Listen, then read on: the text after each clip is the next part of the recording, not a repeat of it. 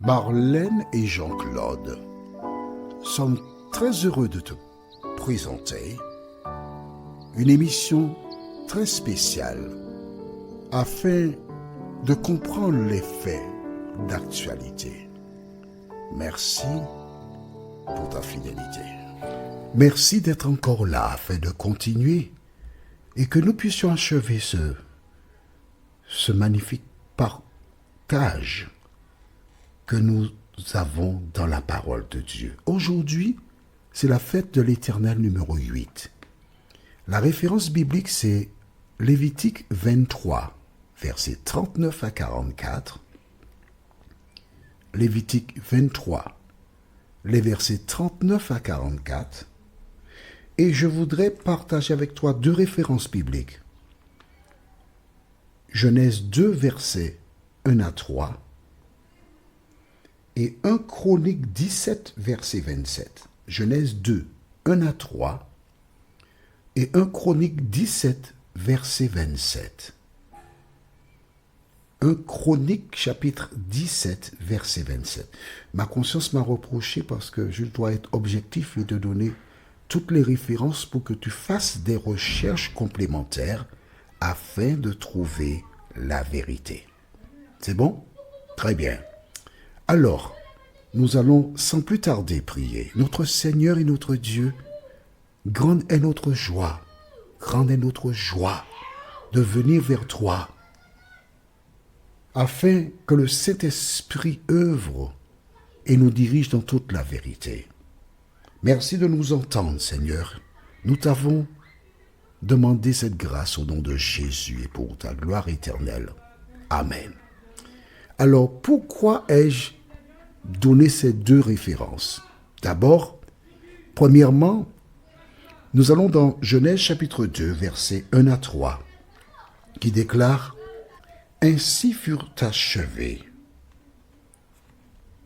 les cieux et la terre et toute leur armée. Dieu acheva au 7e jour son œuvre qu'il avait faite, et il se reposa au 7e jour de toute son œuvre qu'il avait faite. Dieu bénit le 7e jour, et il le sanctifia parce qu'en ce jour, il se reposa de toute son œuvre qu'il avait créée en la faisant. Tu as vu que Dieu a béni le 7e jour et il l'a sanctifié. J'ai une question pour toi. Quand Dieu bénit quelque chose, c'est pour combien de temps, selon toi? Allons dans 1 Chronique 17, verset 27. 1 Chronique 17, verset 27 déclare, tu as trouvé? 1 Chronique 17, verset 27. Veuille donc bénir la maison de ton serviteur, afin qu'elle subsiste à toujours devant toi, car ce que tu bénis ô Éternel est béni pour l'éternité. Ce que tu bénis ô Éternel est béni pour l'éternité. Voilà, j'ai partagé avec toi ces deux références parce que, à mon sens, il faut être honnête. Quand on présente quelque chose, il faut donner toutes les références. Parce que toi, tu ne connais pas encore, tu ne sais pas comment chercher dans la Bible. Donc, tu as les références. Je t'invite à faire des recherches personnelles et demander au Saint-Esprit de t'accompagner afin que tu poses les bonnes actions. Alors aujourd'hui, notre référence, puisque c'est Fête de l'Éternel numéro 8, se trouve dans Lévitique 23, les versets 39 à 44. 39 à 44. Le 15e jour du 7e mois, quand vous récolterez les produits du pays, vous célébrerez donc une fête à l'Éternel pendant 7 jours. Le premier jour sera un jour de repos, et le 8e sera un jour de repos. Vous prendrez le premier jour du fruit des beaux arbres, des branches de palmiers, des rameaux d'arbres touffus et des saules de rivière. Et vous vous réjouirez devant l'Éternel, votre Dieu. Pendant 7 jours, vous célébrerez chaque année cette fête à l'Éternel pendant 7 jours. C'est une loi perpétuelle. Pour vos descendants, vous la célébrerez le 7e mois. Vous demeurerez pendant 7 jours sous des tentes. Tous les indigènes en Israël demeureront sous des tentes, afin que vos descendants sachent que j'ai fait habiter sous des tentes les enfants d'Israël, après les avoir fait sortir du pays d'Égypte. Je suis l'Éternel, votre Dieu. C'est ainsi que Moïse dit aux enfants d'Israël quelles sont les fêtes de l'Éternel. Alors, il y a même la fête de la Pentecôte, mais il y a tant de fêtes encore. Mais tu as bien vu, il y avait une fête où ils devaient vivre sous des tentes. Pourquoi? Pour rappeler aux enfants l'histoire. Donc c'est culturel.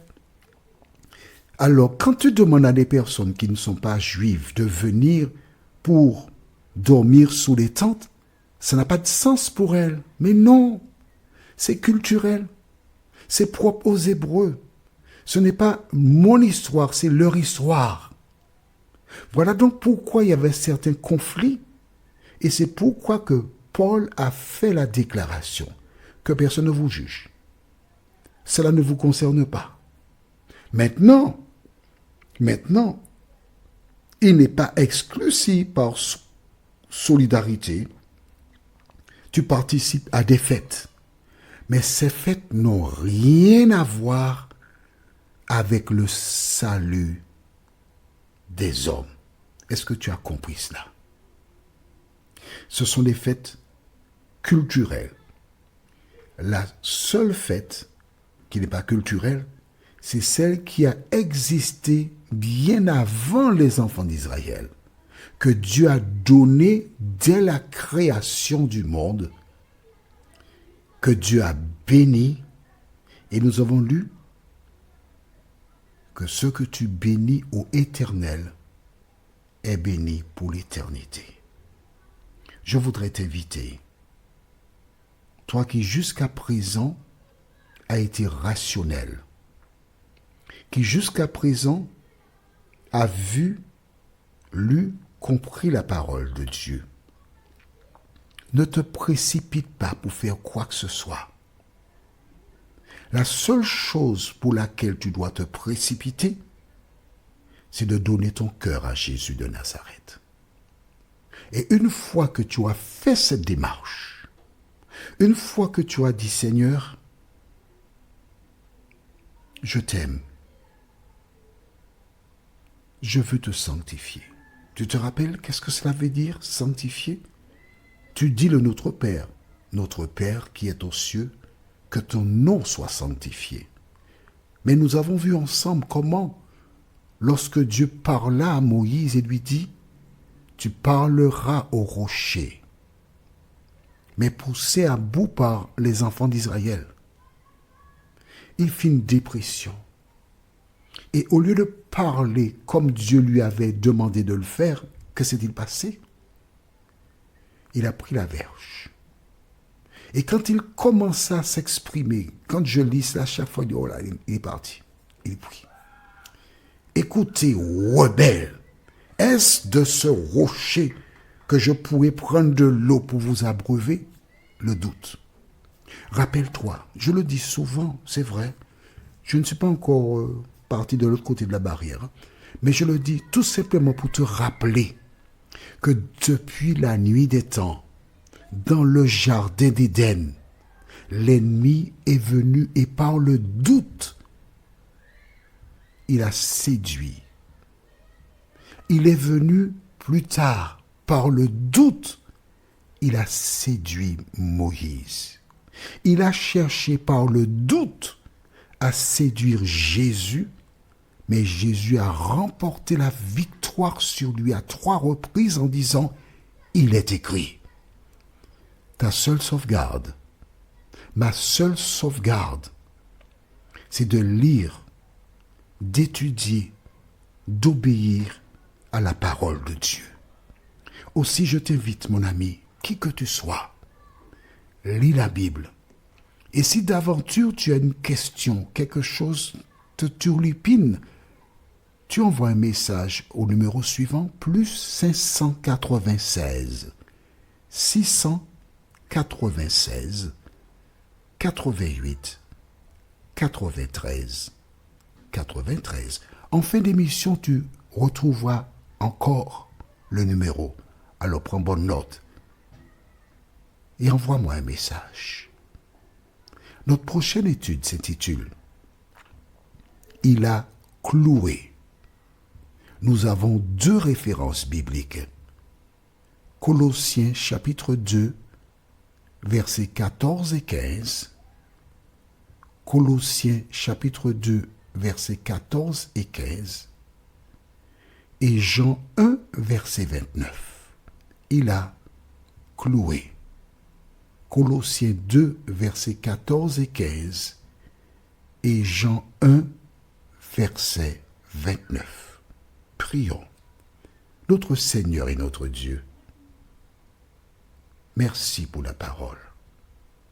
Merci de continuer de nous instruire, Seigneur. Merci de nous aider à grandir en toi et à marcher dans tes voies, nous t'en prions, au nom de Jésus et pour ta gloire éternelle. Amen. Que le Saint-Esprit continue d'œuvrer dans ton cœur et il me tarde de te retrouver. Nous sommes parvenus au terme de notre réflexion. Si d'aventure tu as une question, il te suffit d'envoyer un message par le biais de WhatsApp au numéro suivant, plus 596 696 88 93 93. Et alors Jean-Claude, moi, je me ferai un réel plaisir de répondre à ta question.